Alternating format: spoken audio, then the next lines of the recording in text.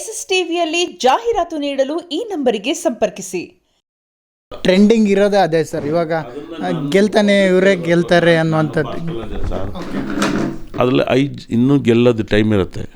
ಯಾರ್ದೋ ಒಬ್ರು ಹೇಳಿದ್ರೆ 5 ಜನ ಫಾಲೋವರ್ಸ್ ಇರ್ತಾರೆ, ಅವ್ರಿಗೆಲ್ಲ ನಮ್ಮ ನೆಗೆಟಿವ್ ಕಮೆಂಟ್ ಬರೀತಾರೆ. ಇದು ನನಗೆ ಬೇಕಾ ಬೇಡದಿರೋ ಕೆಲಸ, ನನಗೂ ಅದಕ್ಕೂ ಸಂಬಂಧ ಇಲ್ಲ. ಎಲ್ಲರೂ ಓದೋರೆಲ್ಲ ಗೆಲ್ಲಬೇಕು ಅಂತೆಲ್ಲ ಇರ್ತಾರೆ. ಹಾಗಾಗಿ ಇಷ್ಟು ವರ್ಷ ಬಿಗ್ ಬಾಸಲ್ಲಿ ನಂತರ ಒಂದು ಮಾಸ್ಟರ್ ಪೀಸ್ ಯಾರೂ ಬಂದಿಲ್ಲ. ಇವತ್ತು ಬರೀ ಮಾತಾಡ್ತಾವ್ರೆ, ಒಂದು ಅಡುಗೆ ಮಾಡಿಲ್ಲ, ಗೇಮ್ ಚೆನ್ನಾಗಿ ಆಡಿಲ್ಲ.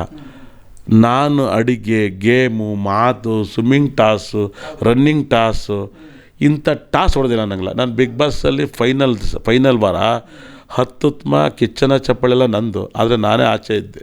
ಇದು ಮರೆಯೋಕ್ಕಾಗದಿರೋ ದುಃಖ. ಇದನ್ನು ಏನು ಮಾಡೋಣ. ನಂತರ ಒಬ್ಬ ಅಡುಗೆ ಮಾಡೋಣ. ಬಿಗ್ ಬಾಸ್ ಏನು ಬರೀ ಮಾತಾಡೋದು, ನಾವು ಸಿಕ್ಕಾಪಟ್ಟೆ ಮಾತಾಡ್ತೀವಿ. ಅದಲ್ಲ, ಒಂದು ಗೇಮು, ಮಾತು, ಅಡುಗೆ ಮನೆ ಎಲ್ಲ ಫನ್ನೆಲ್ಲ ಇತ್ತು ನಮ್ಮಲ್ಲಿ. ನನ್ನಷ್ಟು ಇಷ್ಟು ವರ್ಷ ಬಿಗ್ ಬಾಸಲ್ಲಿ ಬರೀ ಜಗಳ ನೋಡ್ಯಾರೆ, ಫನ್ ನೋಡೋಕ್ಕಾಗಿರಲ್ಲ. ನಂತರ ಬೆಸ್ಟ್ ಅಡುಗೆ ಯಾರು ಮಾಡಲ್ಲ, ಬೆಸ್ಟ್ ಗೇಮು ಲಾಸ್ಟ್ ವಾರ ತೆಗೆದು ನೋಡಿ ಎಲ್ಲ ಮ್ಯಾಚ್ ಹೊಡೆದು ಹಾಕ್ವೆ. ನಾನು ಆಚೆ ಹಾಕ್ತೀರಂತೆಲ್ಲ ಹೊಡಿವೆ. ಹಂಗೆ ಆಚೆ ಹಾಕಿದ್ರು. ಒಳ್ಳೇದಾಗಲಿ. ಬಿಗ್ ಬಾಸ್ಗೆ ನೀವು ನಾನು ಕೇಳೋದ್ರಿಂದ ನಾನು ಹೇಳಲ್ಲ ಅಂದರೆ ನೀವು ಕೇಳ್ತೀರಾ. ಬಿಗ್ ಬಾಸ್ ಮುಂದಿನ ವರ್ಷದಿಂದ ತುಂಬ ಜನ ಯಾಂಕರ್ಗಳಿಗೆ ತುಂಬ ನೆಗೆಟಿವ್ ಕಮೆಂಟ್ಸ್ಗಳು ಜಾಸ್ತಿ ಬರ್ತದೆ. ಮೊನ್ನೆಲ್ಲ ತಮಿಳ್ ವಿಜಯ್ ಸೇತುಪತಿಗೆ ತುಂಬ ಜನ ನೆಗೆಟಿವ್ ಮಾಡಿದ್ದಾರೆ, 100% ತಮಿಳು. ಇನ್ನು ಮುಂದೆ ಬಿಗ್ ಬಾಸ್ ನಿರೂಪಕರಿಗೂ ಕೂಡ ಪಬ್ಲಿಕ್ ನೆಗೆಟಿವ್ ಕಮೆಂಟ್ ಮಾಡ್ತಾರೆ. ಇನ್ನು ಹೀರೋ ರಾಜಕಾರಣಿ ಇವೆಲ್ಲ ನೋಡಲ್ಲ. ಎಲ್ಲರಿಗೂ ಇವತ್ತು ಮೊಬೈಲ್ ಇದೆ, ಏನು ಬೇಕಾದ್ರೂ ನೆಗೆಟಿವ್ ಕಮೆಂಟ್ ಬರೀತಾರೆ.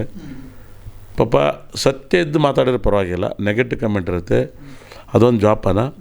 ಮತ್ತು ಬಿಗ್ ಬಾಸ್ ಪ್ರತಿ ವಾರನೂ ಕೂಡ ಪಬ್ಲಿಕ್ಕಿಗೆ ಓಟನ್ನು ತೋರಿಸ್ಬೇಕು, ಎಷ್ಟು ಬರ್ತಾಯಿದೆ ಅಂತ. ಇದೊಂದನ್ನು ಮಾಡಿದ್ರೆ ಬಿಗ್ ಬಾಸಿಂದ ತಲೆನೋವು ಬಿಗ್ ಬಾಸ್ಗೆ ಇರೋಲ್ಲ. ಇನ್ನು ಇವಾಗ ಜನ್ರೇಷನ್ ತುಂಬ ಚೇಂಜ್ ಆಗಿತ್ತೆ. ಇನ್ಸ್ಟಾಗ್ರಾಮ್, ಫೇಸ್ಬುಕ್ ಎಲ್ಲ ತುಂಬ ಜಾಸ್ತಿ ಇದೆ. ಪ್ರತಿ ವಾರ ಯಾರು ಸೇವ್ ಮಾಡೋದು ಬೇರೆ ಟೆಕ್ನಿಕ್ಕು.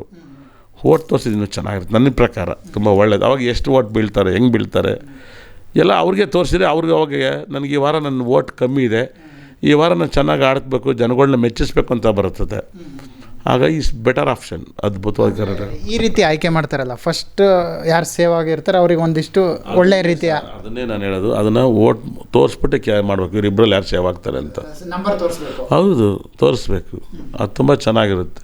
ಅಂದರೆ ಇವಾಗ ಆಗ್ತಿರೋದೇನೆಂದರೆ, ಇನ್ನೇನು ಒಂದು ವಾರ ಇದೆ, 4 days 5 days. 10 ವರ್ಷ ಯಾವಾಗಲೂ ನಡೆಸ್ತಾರೆ ಸರ್. ಯಾವಾಗ ನಡೆಸಿದ್ರು ಜನಗಳು ಇದೊಂದು ಕೇಳಬೇಕು, ತೋರಿಸಿ ಸರ್. ಇವಾಗ ಎಲೆಕ್ಷನ್ ಮಾಡಿದಾಗ ಒಂದು ಗೌರ್ಮೆಂಟ್ ಕೆಲಸ ಸೇರಿದ್ರು ಮಾರ್ಕ್ಸ್ ಇದ್ದರೆ ಸೇರಿಸ್ಕೊತಾರೆ. ರಾಜಕಾರಣಿಲಿ ಎಲೆಕ್ಷನ್ ಓಟ್ ಬಿದ್ದರೆ ಗೆಲ್ದ್ರೆ ತೋರಿಸ್ತಾರೆ.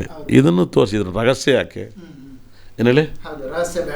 ಬೇಡ ರಹಸ್ಯ. ಇದನ್ನು ತೋರಿಸಿ ಯಾವಾಗ ಒಳ್ಳೆಯದು, ತುಂಬ ಒಳ್ಳೆಯದು. ಅಂದರೆ ನಾನು ಜಸ್ಟ್ ನಿಮ್ಮನ್ನು ಕೇಳ್ತಾ ಇರೋದು ಅಂದರೆ, ಹೊರಗಡೆ ಟಾಕ್ ಏನಿದೆ ಅಂದರೆ ಗಿಲ್ಲಿನೇ ವಿನ್ ಆಗ್ತಾನೆ ಅನ್ನುವಂಥದ್ದು ವಿಚಾರ ಸಾಕಷ್ಟು. ಈಗ ಪಾದಯಾತ್ರೆ ಆಗಿರ್ಬೋದು, ದೇವ್ರಿಗೆ ಹರಕೆ ಹೊತ್ಕೊಳ್ಳೋದಾಗಿರ್ಬೋದು, ಇದೆಲ್ಲ ನಡೀತಾ ಇದೆ. ಇದ್ರ ನಡುವೆ ಗಿಲ್ಲಿ ವಿನ್ ಆಗ್ತಾನೆ ಅನ್ನುವಂಥದ್ದೇ ಟಾಕ್ ಇದೆ ಸರ್ ಹೊರಗಡೆ.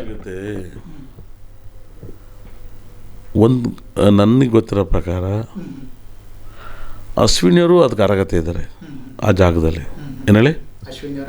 ಇವರಿಬ್ಬರಿಗೆ ಪೈಪೋಟಿ ಇದೆ, ಇನ್ಯಾರೂ ಇಲ್ಲ ಇವರಿಬ್ಬರಲ್ಲಿ. ಗೊತ್ತಿಲ್ಲ. SSTV ಸಿನಿಮಾ ಜಗತ್ತಿನ ಕ್ಷಣ ಕ್ಷಣದ ಸುದ್ದಿಯೊಂದಿಗೆ.